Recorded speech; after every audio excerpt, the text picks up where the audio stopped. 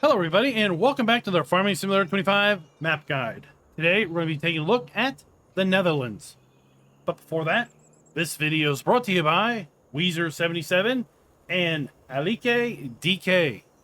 Thank you for being farm barons. So the Netherlands map can be found over at the FarmingSimulator.com website or the in-game downloadable content menu.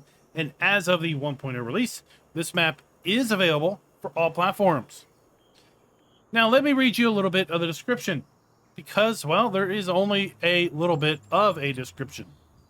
This is a Dutch map based on a real place in the Netherlands. This map includes 33 fields, custom textures, custom color grading, 3 farms, and a lot more for you to explore. Special thanks to 22mm Normandy. Now, this map, while be it fairly small, at just 67 megabytes in size, it does have 9 required mods. And after factoring in those 9 required mods, we're looking at a total download size of 193 megabytes in size.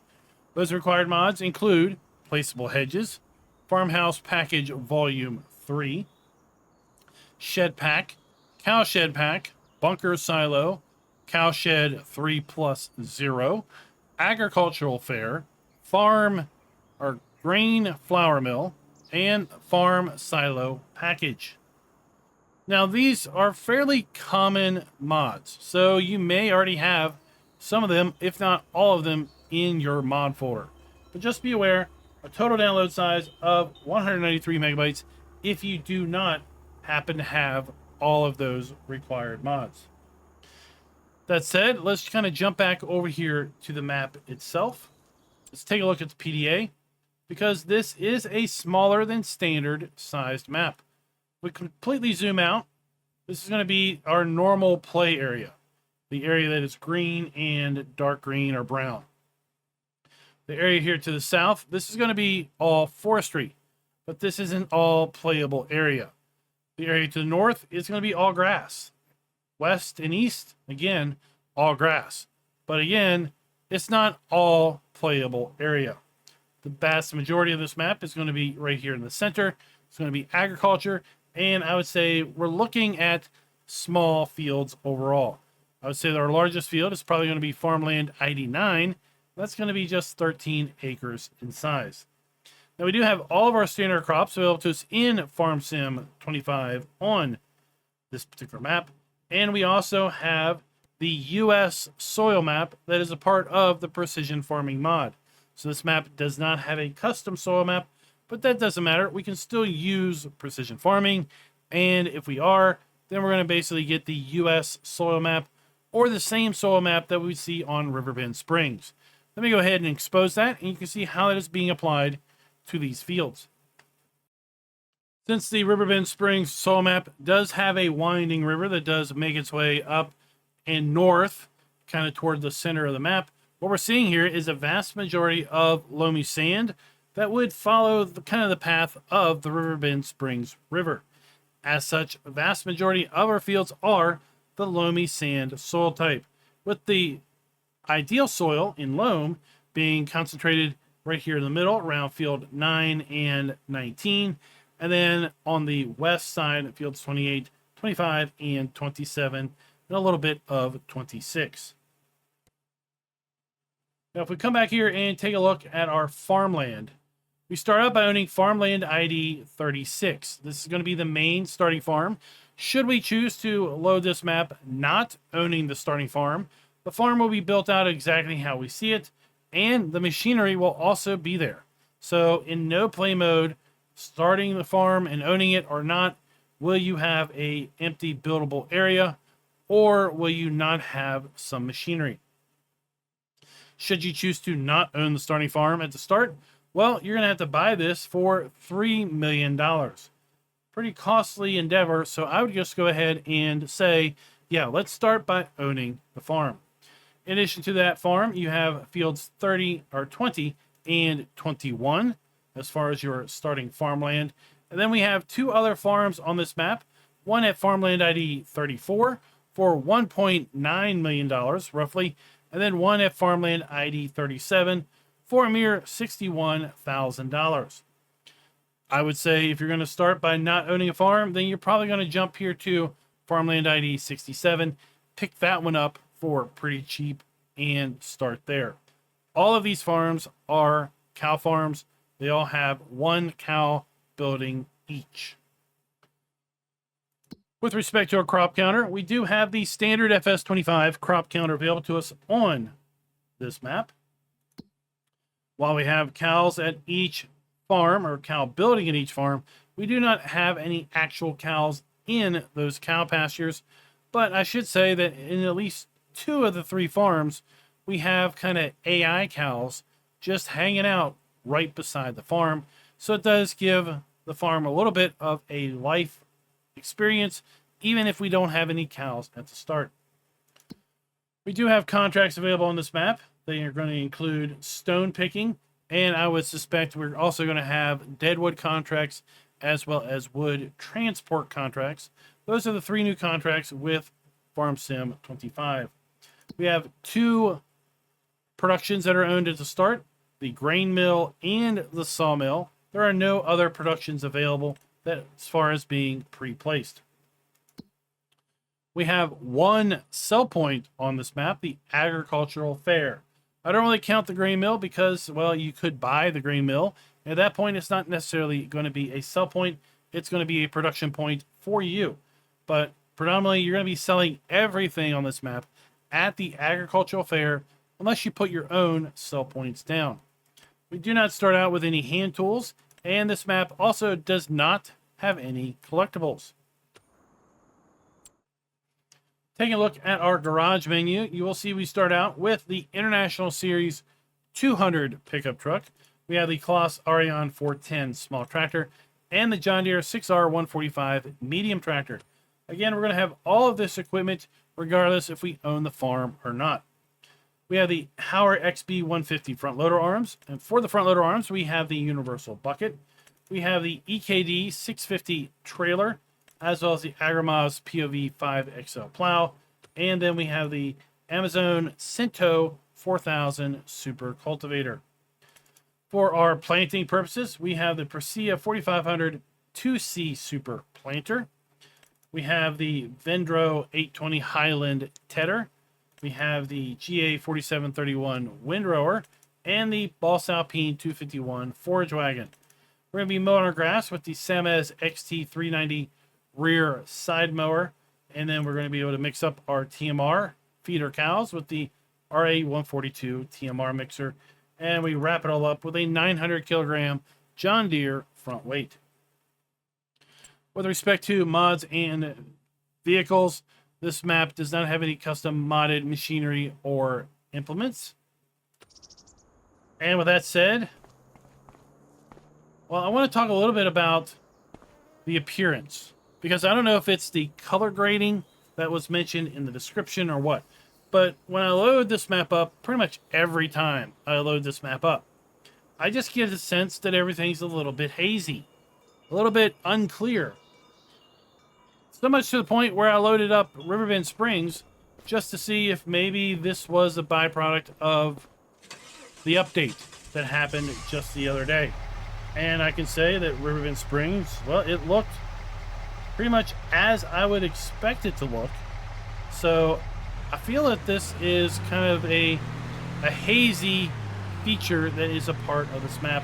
I would enjoy knowing your all's thoughts down in the comments below as to if you also had that impression when you loaded this map up for the first time. Given the fact that this is such a small map and we did start out with our truck right at our starting point, I thought we'd just drive over to the starting farm.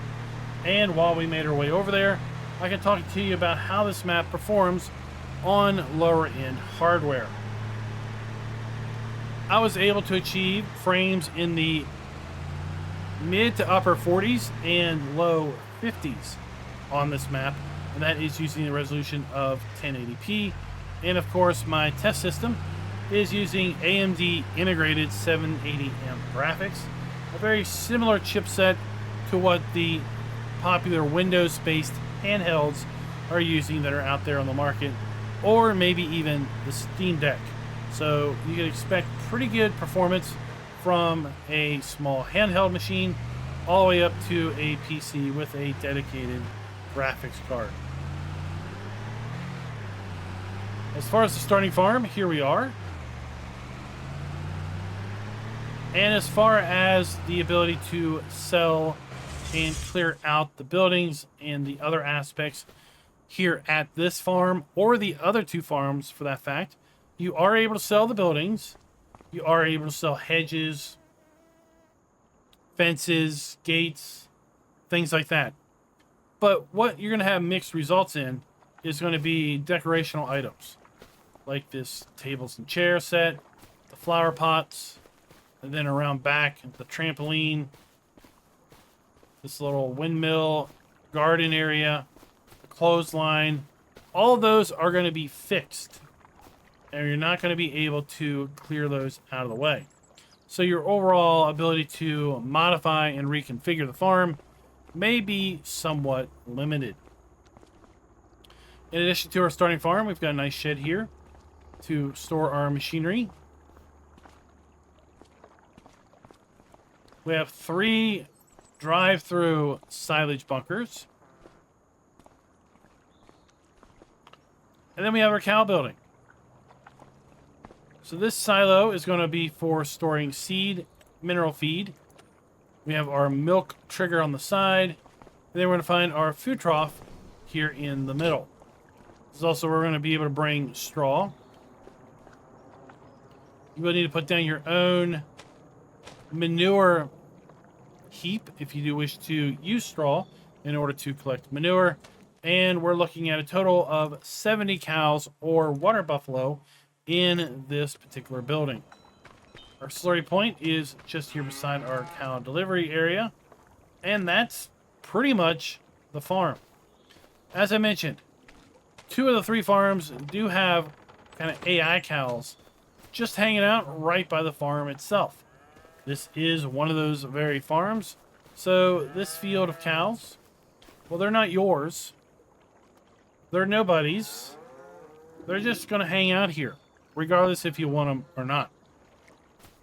Even though you do have the ability to sell the fence and the gate around here, those cows are just going to hang around because they're kind of owned by the map. Let me go ahead and buy the other farms, and then we'll go visit those and see what they have to offer. Get a little bit of a height so we can kind of, again, see our starting farm. Since this is such a small map, it'll only take a few seconds to fly over to farmland ID 37, where we have the other farm, or the second of the 3 farms that are pre-placed. We have our farmhouse over here to the left. Just behind that, we have a shed for storing machinery and tools. And then to our right, we have our cow barn. So we have our milk trigger. We're going to find our food and straw trigger.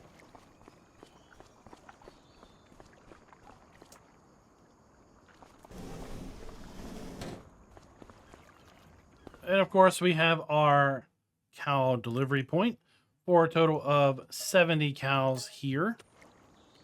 We have our slurry. And then around the back of our machine shed, we're going to find our storage silo, as well as 3 3-sided silage bunkers. So our first silo here is going to be able to store seed, mineral feed. And then the second silo is going to be able to store seed, mineral feed as well. Thought maybe, just maybe, one of those would be a little bit different. Our third farm, which is going to be located at farmland ID 34, is just a quick flight to the north.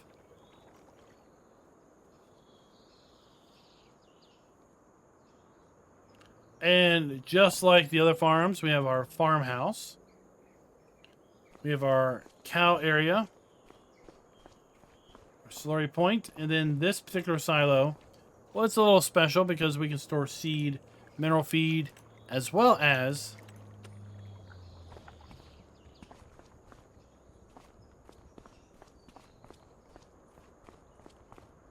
well, there is a silo somewhere that does solid fertilizer. It's not that one. Here it is. Okay. I knew there was a special silo at this farm. This one does solid fertilizer, seed, and mineral feed. So the one to the north of the cow farm, just seed or mineral feed. The one to the south, seed and solid fertilizer and mineral feed. We have our milk. We have our cow delivery point. Again, 80 cows here. I didn't mention our food and straw inside. And this farm as well has a pasture just to the side of the farm. That includes some AI cows. And these cows are not tied to you. They're not tied to the barn at all. Because if we come and check our animal menu, we have 1 brown Swiss, 1 Limousin, and 1 Holstein. So we only bought 1 of each. So these are not going to be our cows. We're not going to be able to feed them or make use of their reproduction or anything like that. To the north of the farm at Farmland ID 34, we have our fuel point for this map.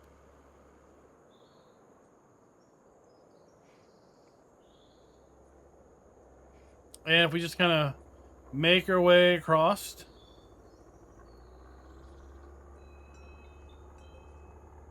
here we have our vehicle dealer.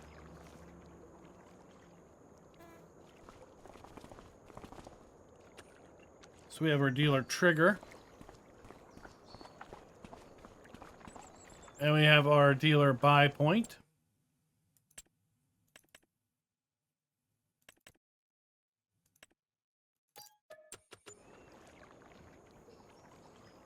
You see where our vehicles are going to spawn here. Pretty decent sized area for our vehicles to spawn, given the size of this map.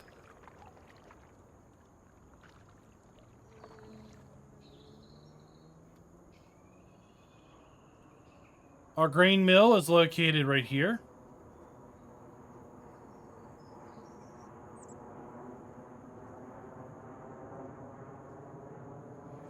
We make our way south of our starting farm.